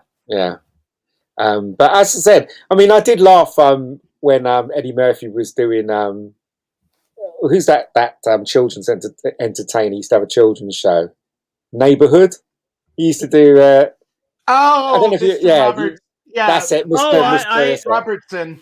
Yeah, that's it. I always liked his buckwheat impression. Yeah, that was funny as well. But I did like when he used to do the Neighborhood thing, where he used to come in and he obviously was living in the Bronx and talking about stealing stuff and stuff like that. Today's word is alimony. That's it. Yeah, yeah. It was quite funny. Those bits were quite funny. And when Eddie Murphy was only in it for, I think, one season, was he not? Yeah, Somebody I was going to said say, to me- I can't even remember him being in it. But then we He never really was. got it. I mean, it was at a time. It was at a time when he was about the only star on the whole series. It was one of the. It wasn't the first cast after the original left, but it was one of the first ones after they left. I like was. with Chevy and all them. Yeah, I was listening to an interview of Chevy Chase on the radio. It was on YouTube, and he was being interviewed on the radio. And the presenter asked him, "Was there any trouble when you were doing Saturday Night Live?" And he said, "All the time." He said, "He had fights with Dan Aykroyd and Bill Murray. And Bill Murray. You know, he hated Bill Murray, and they literally He showed up. fisticuffs. Yeah, well, he didn't know Bill Murray until he came back to host the show. Yeah, and Bill Murray apparently had been on with that. What's his name? John Belushi. John Belushi. Apparently, Yeah. John Belushi hated his guts as well. Mm. So he'd been ramping up this issue with Bill Murray and Chevy Chase, and that they almost got. But Chevy Chase, when Chevy Chase was on that show, he was the most success. He was the one that everybody wanted to see, Chevy Chase, and it got to his head. And so, you know, that people just wanted to make films with him and stuff. That's why he went from that straight into movies, Chevy Chase. You know, and that was the thing. And you know, he was a real jerk apparently on Saturday Night Live. Oh, he seems like an absolute asshole. Uh-oh. We got it. All I can say right now is shame, shame, shame, shame, shame. Oh dear. But I won't be invited back now. See, even the church lady. I mean, we don't have anything like the church lady today. Forgive me, No, Father, we for don't. my sin. But that's what I'm saying. It's incredible. Isn't it? I mean, I didn't think Chevy Chase was like that, because I remember watching the first Fletch movie, and I thought he was really funny in the Fletch movie, and I thought, you know, the Fletch movie worked really well for me. I thought it was quite amusing, that film, and also I loved the idea that he was a reporter and he had disguises and stuff. I thought it was, you know, there were some moments in there that I thought was quite funny. I really enjoyed the first Fletch. Fletch 2 was Kevin absolute Smith rubbish. was supposed to do a third one, wasn't he? He was, yeah, but he didn't get around to it. You know, too busy killing off He-Man. I always wonder, what if Belushi had lived? What type of movies would we have had if he had lived? I mean, Belushi originally he was supposed to be in Ghostbusters. Yes, he was. He was. I mean, cast. can It you was imagine him in? Well, it was him and Eddie Murphy. It was him and Eddie Murphy who was the original cast, and they both. Well, obviously he died, and Eddie Murphy dropped out to do another movie because they took so long. But you know, Bill Murray, right? They hired Bill Murray for Ghostbusters, and all the time when they were setting it up, he didn't return any calls. So on the day of the first shoot, they didn't even know he was going to turn up, and we're all waiting there, and he turns up. Do you know what I mean? Because like he hasn't got an agent or something. So they rang him, and he said, and everybody was like, "Is he going to turn up?" And he turns up. Do you know what I mean? So that's what Bill Murray's like. He's a bit of an Bill arse Murray is as one of the well. most.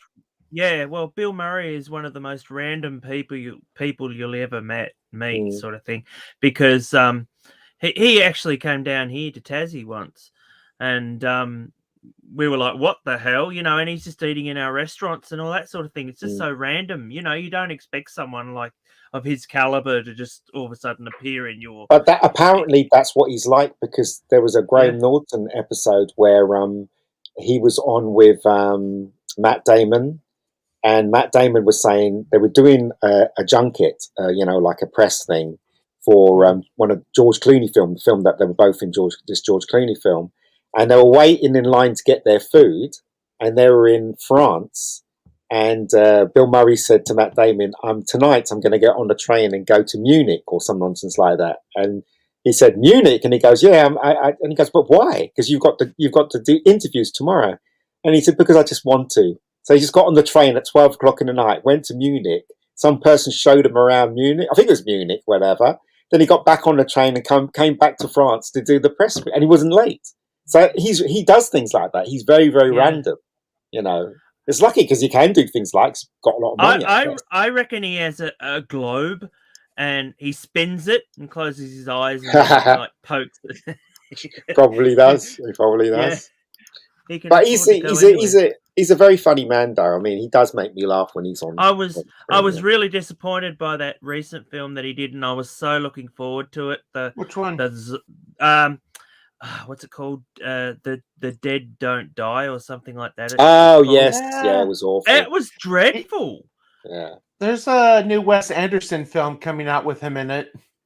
Really? Oh, he loves Wes Anderson. He does. Yeah, he'll do anything for him. I saw the trailer for it. I didn't get to hear it with the sound, but it looks good.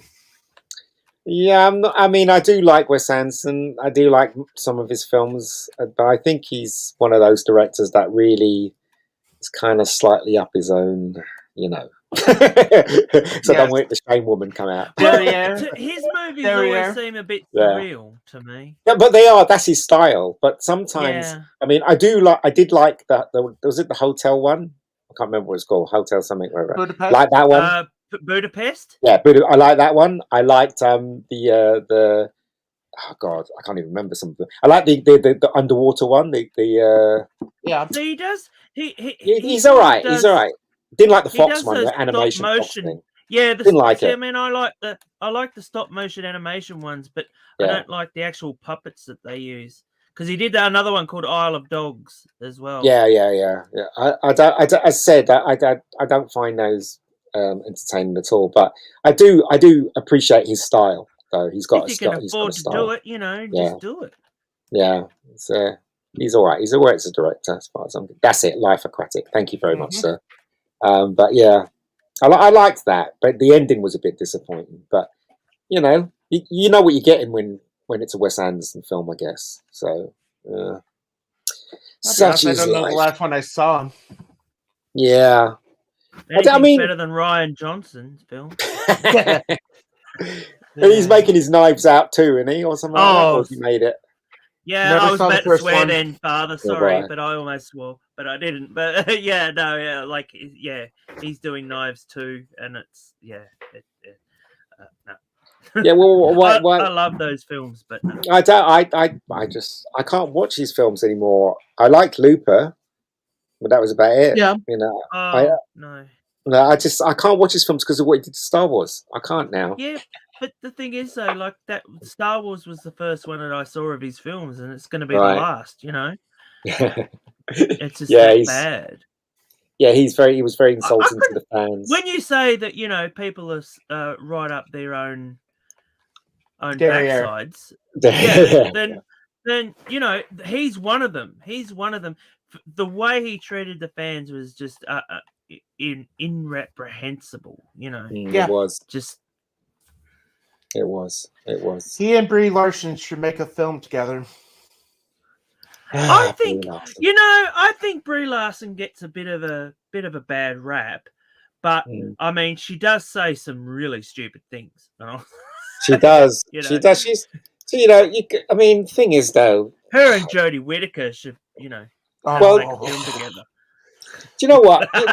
They're probably okay people in real life, but it's just when they open their mouths in public and connected to what they're making, that's when it all goes pear shaped, doesn't it? But I mean, I got nothing against Jodie or Brie. I'm pretty sure they're okay people, but they should just really don't insult the fans. That's what they shouldn't be doing. So, Well, I Zoolander. think to a degree they should do their homework too.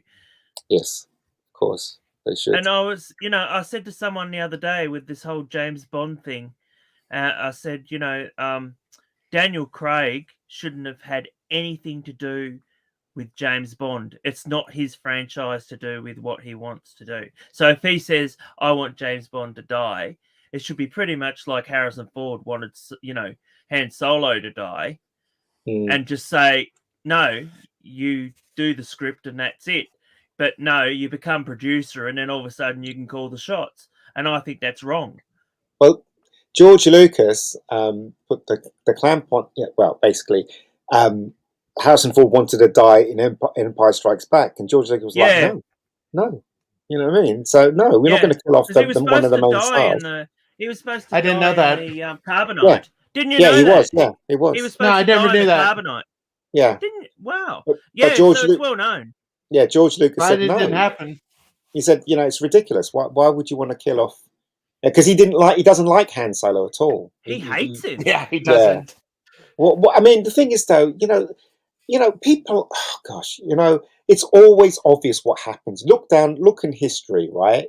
When somebody's not grateful for what they've got, they always come back to it because they realize that's all they've got. Like, for Indiana instance, Jones. Look, no. Han Solo had a mystique, He did, yeah. didn't he? Yeah. And that was the thing. When that Solo, Star Wars story or whatever it was going to come out, I was like, but why? It's like I don't want to know his origin. No, but what I'm saying is, Matt, is that when actors don't appreciate the roles that made them famous, they always come back to it because their ego destroys everything in its path. Like, for instance, look at Leonard Nimoy. Leonard Nimoy put out a book saying, I'm not Spock, expecting to get more roles. Yeah. And he didn't because everybody knows him as Spock. And in the end, he had to embrace being Spock, didn't he? And then he brought out a book saying, I am Spock. Do you know what I mean? The same thing and as soon as he did that, he had other roles, didn't he? Exactly. And same thing with William Shatner as well. He was like, no, Star Trek is crap, blah, blah, blah, blah, blah. Then he, and when he embraced was he doing the conventions? Was he doing the conventions before T.J. Hooker or after? No, well, he I think he only did a few, but then he started when he started doing T.J. Hooker. That's when they brought the movies back. I saw when he did an interview with is it Geraldo? Oh yeah. There's a 1976 interview with him. And it's really interesting to watch. If you've never seen that, Father, you should watch that one. It's on YouTube, I think. It's that Geraldo guy. The one with the mustache. Yes, he's on here all the time. Yeah, he did a cable television show back in the mid '70s, and they had William Shatner, and he was there for a convention or something, and he was talking to him about Star Trek, and this is way before the movies. And so he was just saying, oh, yeah, I did that 5 years ago, and, it's just a job, and it's really interesting to watch him and the way that he is now compared to when he was back then. Well, I mean, you got to remember how much time has passed since then, too. Yeah. And also, I was just going to say with Geraldo, I don't know if you guys ever saw it, but over here in 1985, he had a live special on national TV where they were going to open up Al Capone's vote. Okay, so that then. I didn't know if you guys got to see that or not. It's basically a 2-hour waste of time to find. Infamous. It was like 2 hours of anticipation only to find a gin bottle. Yeah. My favorite thing that they did was they did that in Real Ghostbusters. You know what? Right, there's an interview with Harrison Ford when it was interviewing about Raiders when he made Raiders Lost Ark, and they said to him, "Do you reckon there'll be another Indiana Jones?" And he said, "No." He said, I'm really tired of doing action films. I think this is where we should stop and stuff like that. And you know what I mean? So they have a different perception of what we see and what they see because they're obviously in the middle of it. But Indiana Jones, as far as I'm concerned, is one of the best hero stroke adventure film stroke, movies of all time. Raiders of the Lost Ark, Temple of Doom, and The Last Crusade, as far as I'm Temple concerned. of Doom was my gateway. Yeah, it's brilliant. It's a brilliant piece of entertainment. All three of them are really entertaining. And as I said, actors don't realize that when you get success, you should embrace it, but also be grateful. Look at what's his name, Christopher Eccleston. Yeah. Dissing Doctor Who, blah blah. Now he's back doing the voiceovers. Didn't he leave because he didn't want to be typecast? That was the reason he did only one season. You know what? I think actors know better now. If you're famous for something, just embrace it. I think John Barrowman might have had something to do with that, actually. All right, okay. But anyway. All right, okay. Just seriously, I mean, I'll be grateful if I had one success, one big success. If I'm known for that, I'll die happy. Well, you got to remember with Chris, when you said about Christopher Eccleston, you have to remember as soon as he left Doctor Who, he went straight to America and did that show Heroes. He did, yeah, but But then he left again. He left, and then he left, you never saw his character again. Yeah. So he played he's in The Leftovers. Man. Yes, he is. He's in Leftovers as well. Yeah. But he's done a lot of American stuff, and he's done a lot of movies and stuff like that. But you just get the sense that he's not grateful. You just get the sense he's not grateful at all for some reason. Maybe I'm wrong about that. No, you're right. You are absolutely right. It's it's like I don't know whether or not he thinks it's his craft or what, but like he doesn't really care about what he's doing. It's like I don't know. It's weird. Yeah, it's odd, isn't it? Yeah. As I said, I mean, have you met actors before, Ian, that like are just like so just into the craft and not so much about having fun? I can tell you the actors I've met that became famous and lost and lose my phone numbers. I can tell you about them. When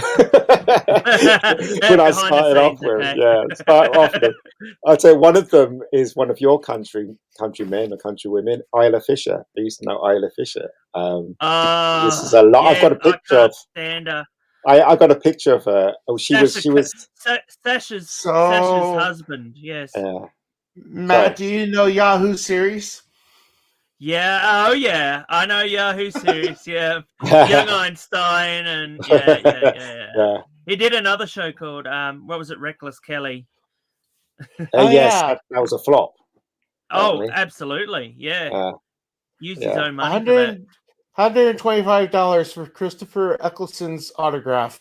That's crazy. I know, it's crazy, isn't it? And that's American money too. So that's $210 for both him and Rose. This is the thing, you see, he was talking about why, he won't come back to BBC because they dissed him and they made him, look like a fool and stuff like that. But you know what? That's happened in the past. Some people, they really need to let go of stuff, don't they? They really need to let go and move forward. I honestly think, I don't mean to be awful, but I think that Christopher Eccleston's time's passed. No, I think he's still got stuff in him. I do rate him as an actor. I think he's a very good actor, personally. I just think. Role. Well, I just think that he needs to calm down and look at it. I mean, look, this, I don't mean to insult the man, and I do respect him as an actor, but I just think he needs to just kind of embrace it and just not take life too seriously. As Bugs Bunny says, don't take life seriously because you'll never get out alive. Do you know what I mean? One of the greatest guys I've ever seen that takes his part seriously, and when he meets the fans, he knows what they want, is Peter Capaldi. Oh yes, of course. But Peter Capaldi is a lot older than most actors, so he can appreciate it now. If he was the Doctor when he was in his 20s, maybe in his 30s, might have a different attitude towards it. You never know. Yeah. Oh, I don't know.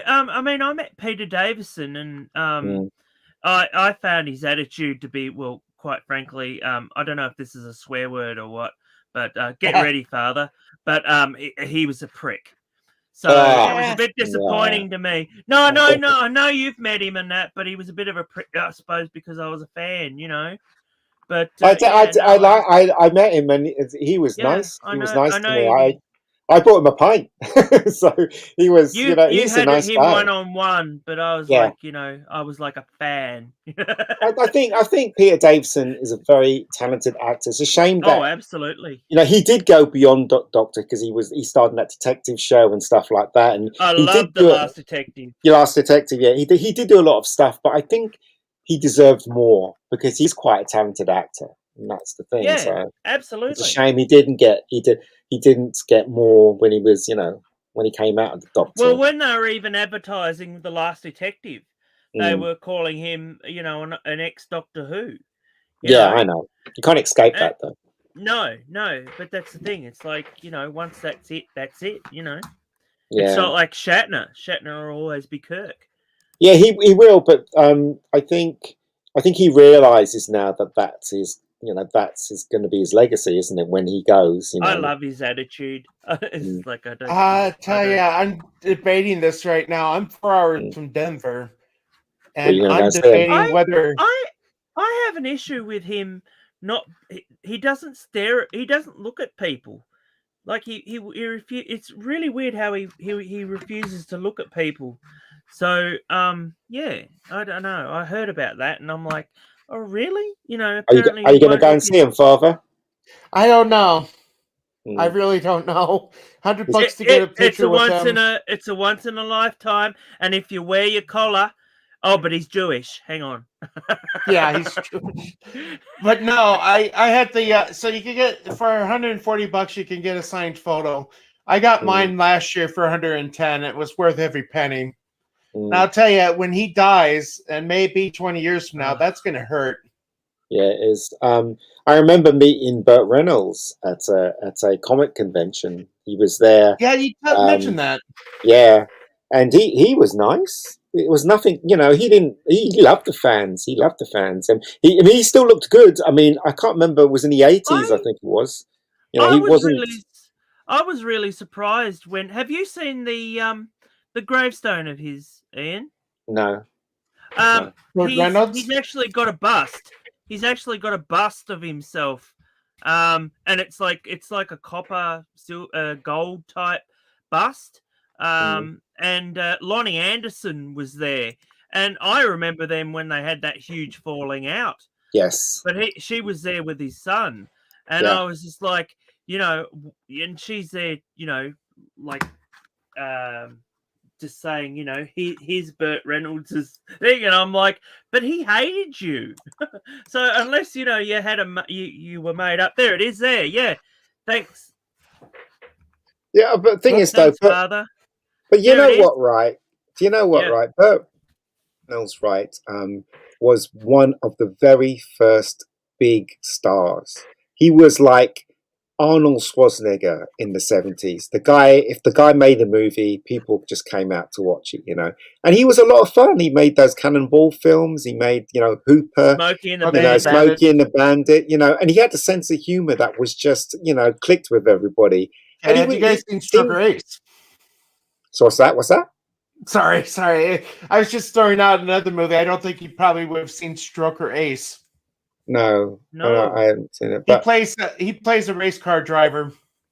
Oh, I've never seen that movie, but I did see the last movie he made. I've never really wanted to see. What's that one with them getting like they're in a canoe? I've never wanted to watch that because I think it'd ruin it for me. But I saw the last film he was in. It was called The Last Movie Star, and it was basically a film about his life. But obviously, he was playing a movie star that didn't appreciate to be a movie star. And he was great in Boogie Nights. He was good. He was fantastic in that. But the reason why you guys should watch The Last Movie Star is because it really channels his life. So basically, he plays a star that's kind of like Burt Reynolds, but basically it's about his life, what happened and stuff like that, and how, you know. And there's a scene in it where he meets himself, you know, the younger version of himself, in Smokey and the Bandit, and he's in the car with him, and and basically he's trying to explain to him, it's like, you know, don't waste this moment in your life, you know, appreciate what you do. I don't know. I don't think I have. Called The Last I'm Movie pretty sure Star. that clip is on Father. Yeah, it is. well, It's on YouTube. Yeah. I'll look for it, but I can't play it on here because I'm having. Yeah, I know. Well, I'm not showing my picture today. Yeah, but I'm just saying that I think Burt Reynolds deserved more than he got. You know, he ended up with very little money in the end, and you know, he was like a huge movie star. You know, I only remember Lonnie Anderson in that weird TV show where she had to have a giant. Well, she had a giant mansion, and there were these two guys, and they were homeless. Yeah, I remember that. Oh, I don't remember that. I just remember her from WKRP. Yes, so do I. No, I never saw that one. Yeah, that was a TV series. Oh, yeah, I know. Yeah, but this one had Ned Beatty, Jim Neighbors, Lonnie, and you can see he's driving a car called the Chicken Pit because the Ned Beatty plays a chicken magnate who sponsors Stroker. It's a bad movie, but I mean, it's an enjoyable bad movie. But Hooper was a great movie. I liked Hooper, and I liked Sharky's Machine. I thought Sharky's Machine was quite good. What about Longest Yard was great. Yeah, Youngest Yard. So what was that one, Matt? Cop and a Half. No. I will say, Longest Yard, both new and old. Yes, well, I didn't like the new one. I liked the new old one. Was actually I mean, the old one was better, of course, but yeah. And like Man of War says WKRP is what made her a household name, and it was. Yeah, it was. Yeah, it was. Well, we're coming up to 5. Go ahead. Yeah, go on. He was with Sally Field for a very long time, wasn't he? Sally Field. Yeah, he was. Yeah, he flew off with her. He did, yeah. Well, they almost got married, didn't they? Or did they get married? I can't remember. They were. Right. They were pretty close. Yeah. Yeah, they were. So, well, I'm going to start wrapping up just because it's almost showtime, and we've been going for about 2 hours. Okie dokie. But it's been fun. I've enjoyed this. Yeah, me too. Really glad Matt could make it. Even though, what is it? Thanks for 4:30 now. 4:30 now. Absolutely, and I'm wide awake. Well, at least you'll get to watch Friday Night Tights. Yeah, I'm going to watch it live for once. So, I love that Chrissy Mayer. She just every time she eats pizza is fantastic. So yeah, she's quite funny. She's quite attractive as well. Yeah, well, yes, that too. Anything to plug before we depart? Oh yes, I have a channel. It's called Matt Pot, the Naughty Boy, and so you can check me out over there. And Ian comes and visits sometimes. Oh, I do indeed. We talked Doctor Who last time. Yeah, we did. Oh dear, that's not good. I'm just to let you guys know, I'm just trying to get season 2 of Rebecca Gold up and running. I've seen some actresses this week, and I'm trying to replace Katie because Katie has decided not to do season 2, so it's going to be a bit of a. I'm sort of let down by that because the fact that she won some awards for that. She did. Yeah, she did. And it's just a shame that she won't, Well, I mean, it's up to her really. No, I mean, it's up to her really. But I can't. I have to try and at least finish the story. I have to get somebody else to regenerate. It'd be fantastic. Well, with that, we'll wrap up. Everybody, move over to Friday Night Tights or Friday Afternoon Tights, I guess. Want to thank Matt and Ian for joining me, and. For those watching, again, thanks for joining us. Be sure to hit the like button and ring the bell to be notified when we go live again. So, till next time, we'll talk to you later.